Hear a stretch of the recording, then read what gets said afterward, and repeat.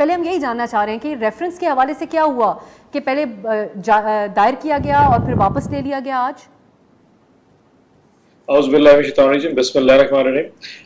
बीबी एक तो क्लियर कर दूं कि जो रेफरेंस था उसमें थोड़ी सी कुछ कमियां और कुछ रह गई थी, जो कि ऑब्वियसली बाद में पार्टी कुछ वकला ने कहा कि मुकम्मल किया जाए। इसमें कोई दूसरी राय नहीं है कि इलेक्शन कमीशन ऑफ पाकिस्तान और खासतौर पे चीफ इलेक्शन कमिश्नर का जो रवैया है वो बहुत ही मुतसब किस्म का रहा है और बहुत वन साइडेड किस्म की मैलाफाइड इंटेंशंस रही हैं उनकी। और जो उनका रोल रहा है पाकिस्तान तहरीक इंसाफ से, वो 2 दिन पहले सारी पाकिस्तान की पूरी आवाम को क्लियर हो गया था। सो वो जो एक रेफरेंस था उसको किसी भी तौर पर इस तरह का कमी पेशी के साथ लेके जाना हम नहीं चाहते थे कि उनके लिए कोई लीडर कोई लीवरेज निकले और वो वहां से कोई निकल सके। और उन्होंने जो परसों वाले दिन जो फैसला दिया है उसमें बहुत ज्यादा अल्टीमेटली क्लियर हो गया था कि जितने के इल्जाम उन्होंने लगाए, अगर आप सिर्फ उनकी तफसीलात पढ़ रहे हैं ना, वो $5, $10, $15 फलाना रुबीता शेट्टी इंडियन को मिला दिया, जब तक उसके खामन के नाम को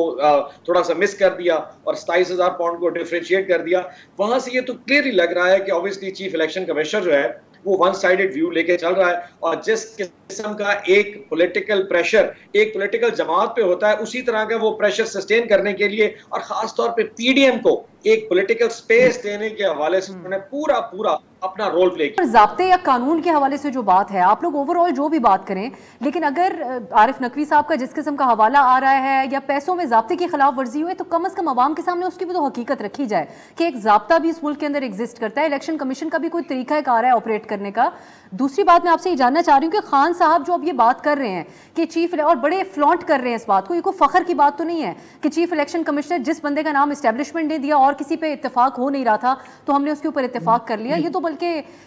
सवाल उठाता है आप लोगों की अपनी सलाहियत के ऊपर कि एक इंतखाबी सियासी मामले के लिए आप लोगों को कहाँ से मदद लेनी पड़ी, तो आगे अवाम आपके ऊपर कैसे एतबार करे कि आप अपने सियासी फैसले कर लेंगे।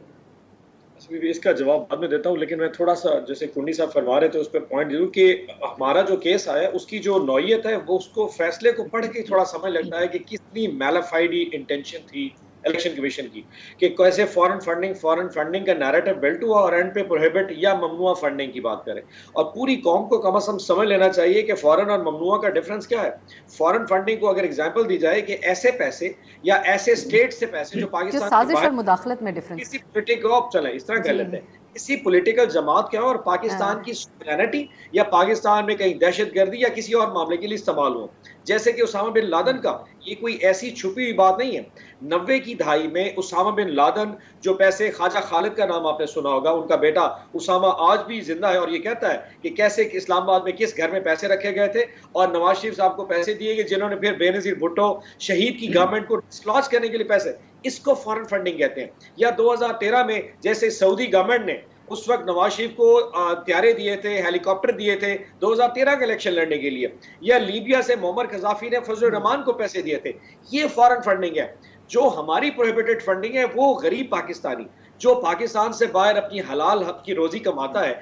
उसने $10 $15 कमा के इमरान खान साहब की एक पॉलिटिकल जमात को पैसे दिए कि खान साहब जाके नया पाकिस्तान बनाइए। उसके मुकाबले में आप कंपैरिजन कर रही हैं इन जमातों से जो करप्शन और कमीशन पे पलती हैं। मैं यकीन दिलाता हूं अगर जिस तरीके से हमारा एहतसाब इलेक्शन कमीशन ने किया है, इसी तरह का एहतसाब इन तमाम पॉलिटिकल पार्टीज का करें, आपको यकीन करें इन पॉलिटिकल पार्टीज को छुपने की जगह नहीं।